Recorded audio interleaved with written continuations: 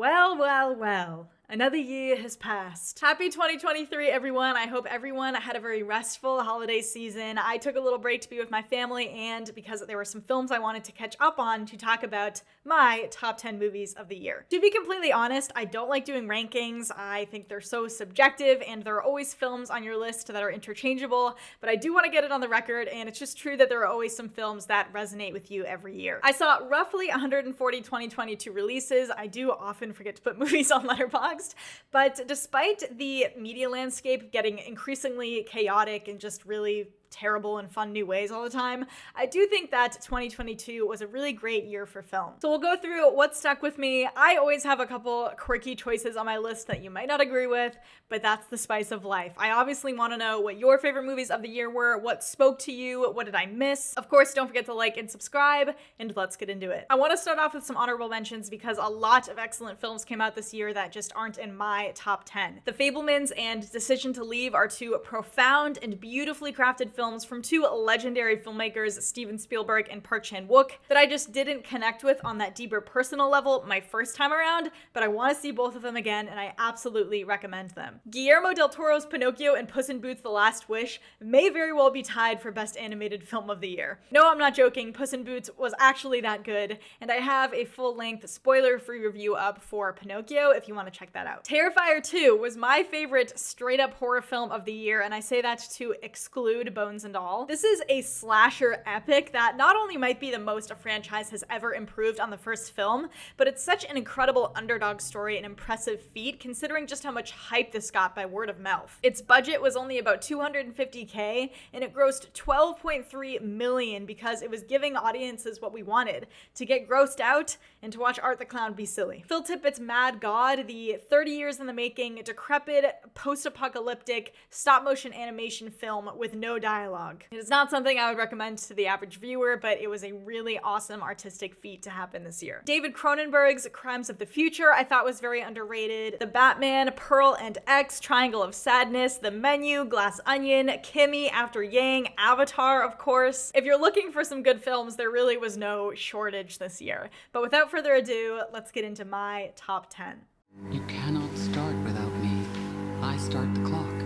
At number 10, we have Tar, Todd Field's fictional sort of quasi-biopic about Lydia Tarr, a world-renowned composer played by Cate Blanchett, and her self-inflicted fall from grace. This is just a titan of a film. It's like There Will Be Blood meets Whiplash. It's not quite as good as either of those films, in my opinion, but you can't deny Todd Field's razor-precise craftsmanship here and Cate Blanchett's Oscar-worthy performance. It's such a fascinating character study. If you can hang in for the runtime, you will be very rewarded.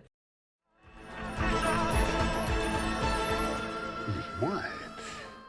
I'm testing your loyalties early today. At number 9, we have Elvis. This was probably one of the most divisive films of the year, as is any Baz Luhrmann film. You either love or hate his Basil Dazzle. Trademark still pending. But I think this is some of his best work. It is long, but it maintains this intoxicating energy throughout. Baz had a really interesting interview that I'll try to find where he said he views all films as a sort of science fiction, which has really stuck with me. I think the editing, production design, and energy he creates within the performance sequences especially was addicting. And Austin Butler added a level of nuance and grandeur to it that I think more than earned him the Oscar this year. I have a full-length review for this one up that was really fun to do, but Elvis has hung on tight to its spot in my top 10.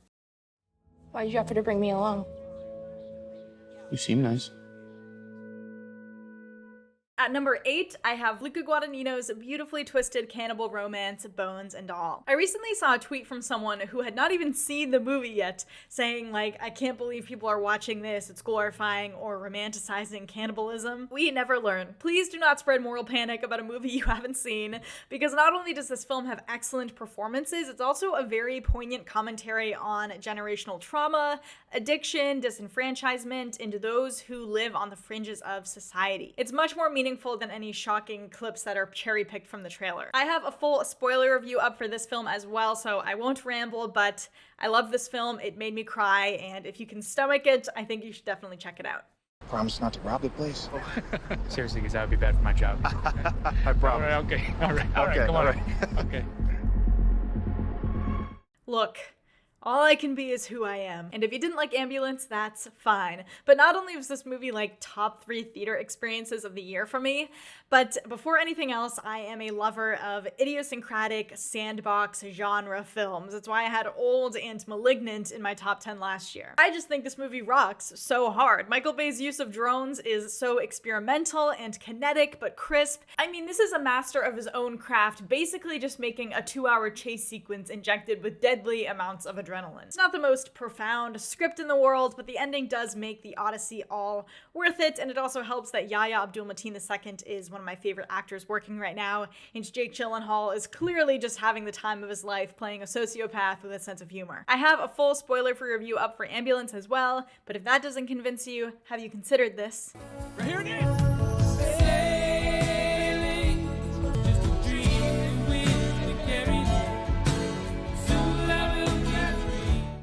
Questions have arisen, such as who is he, what is he, where did he come from, is he a creature of a foreign power, crazy, sane, man, woman, robot, what is this?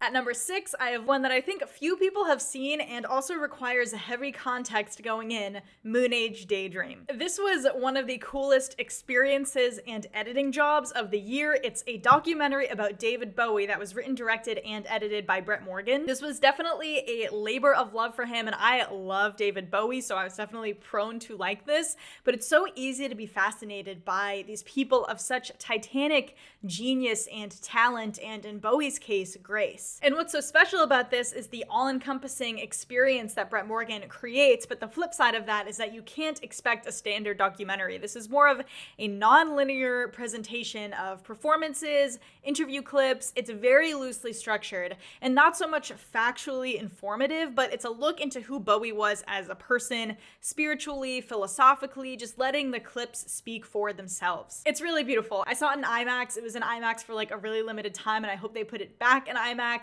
I've yet to see how it plays out on the small screen, but I bought the Blu-ray. I was, again, just so impressed by what Brett Morgen did with this, and his work is absolutely in my top 10 of the year. Captain. What is that? It's one of life's mysteries, sir. At number 4, we have a little slice of Americana with a big personality, Top Gun Maverick. Another movie I reviewed. It's almost like I review movies on here or something. It's all been said. I think there are a few ways that this legacy sequel could have gone better. The Tom Cruise, Christopher McQuarrie duo remains undefeated. Top Gun Maverick is awesome. If you don't agree, I feel bad for you. If I've done something to you, just tell me what I've done to you. I just don't like you no more. At number 4, I have The Banshees of Inisherin. I so did not expect to have this high in my ranking, but I actually rewatched it this week and it moved up like 4 or 5 slots. I saw this at Fantastic Fest back in September when I was just watching like a lot of movies, and I remember being like, I know that was really good, but I'm just tired, and man, that score will really it's just a lullaby. It'll really put you to sleep. The score is beautiful, and the landscapes are beautiful. This is just a really excellent story, and not since The Apartment have I felt like a screenplay was so satisfyingly intertwined with itself. You can really feel Martin McDonagh's stage play background here, not only in its self-contained setting, but the script has this sort of self-aware rhythm and repetition to it, and he's getting at like a PTA levels of bittersweet probing into the human experience. I love this movie. It is this epic friendship breakup movie that also kind of feels like a hangout film, and I just think it was really, really beautifully made, and I did come around to appreciate that so much on a second watch. So Banshees of Inisherin is at my number 4 slot. What are you doing? I'm learning to fight like you.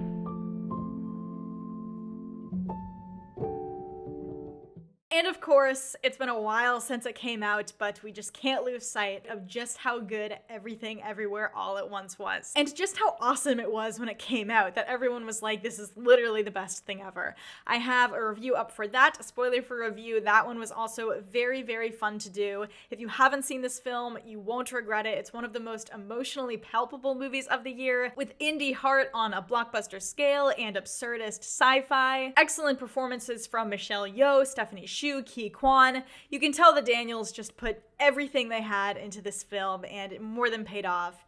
Everything Everywhere All at Once. It's just so good. What's your sister's name? Sophie. Oh, nice. I'm her dad, though, actually. Sorry, mate, I just thought... That's okay.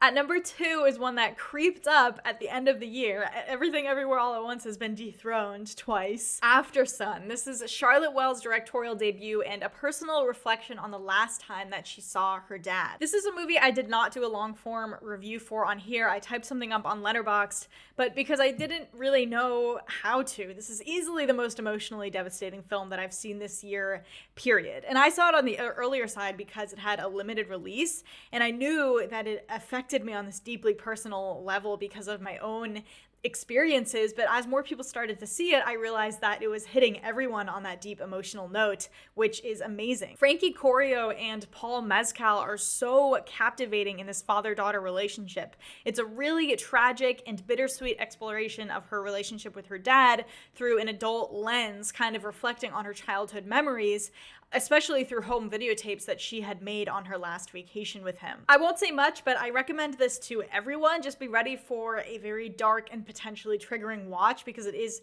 dealing with her kind of confronting her dad's mental health struggles at the time. I'm so excited to see what Charlotte Wells does next, especially if she's willing to be so vulnerable in her storytelling. Not salsa, not flamenco, my brother. Do you know? Not to? And finally, my number 1 movie of 2022 is none other than the revisionist Indian action epic RRR. I honestly wasn't sure if this was going to make it to the end for me, but this film has just been a special event this year that has brought people together across cultures and countries just to celebrate the electrifying experience that a blockbuster can be. And it's not just bombastic. This movie has a very good story, excellent acting, and S.S. Rajamouli's direction is outstanding. A lot of people have asked where my review for RRR went. That was my most popular video. I'm just as sad as you are, but they came down really hard on copyright for whatever reason. I think a lot of people's reviews got taken down for trailer footage. I've considered reviewing it again because it is just so fun to talk about and I love showing it to people. I've seen it 3 times now and it just gets better and better. The action set pieces were not beat this year. Just pure electric joy and love for filmmaking and storytelling.